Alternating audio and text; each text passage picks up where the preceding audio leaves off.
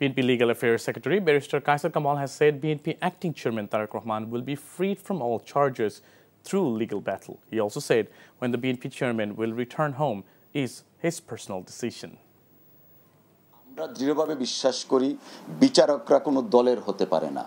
গত 15 বছর ফ্যাসিস্ট রেজিমের এগেইনস্টে বাংলাদেশের সবচেয়ে জনপ্রিয় এবং সর্ববৃহৎ রাজনৈতিক দলের নেতৃত্ব দিয়েছেন।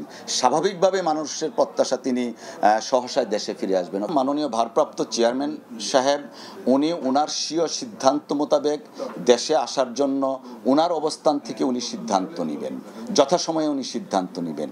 আর আইনগত বিষয়গুলা আইনি প্রক্রিয়ার মাধ্যমেই সেগুলোকে আমরা সলভ করব। টাকা চুরির জন্য যদি আমার গলায় জুতার মালা পরাইতে হয় তাহলে আমার শালীর সাথে প্রতারণা করার জন্য তোর ফাঁসি হবে। দুলা ভাই, আপনার তো ঘর জামাই বইলা একটা পরিচয় আছে, আমার তো তাও নাই।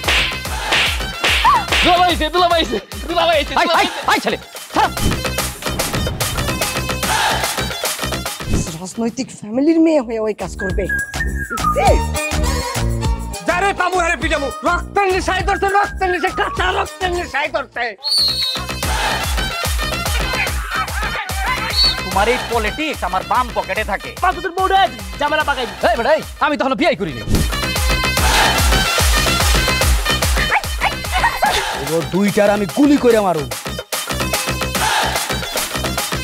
মাসুদরা কোনোদিন ভালো হয় না। আপনার পোশাক দেখে কিন্তু আপনার তালুকদার বংশের লোক মনে হয় না আব্বা, আপনার মনে হয় যে আপনি ফকির বংশের লোক।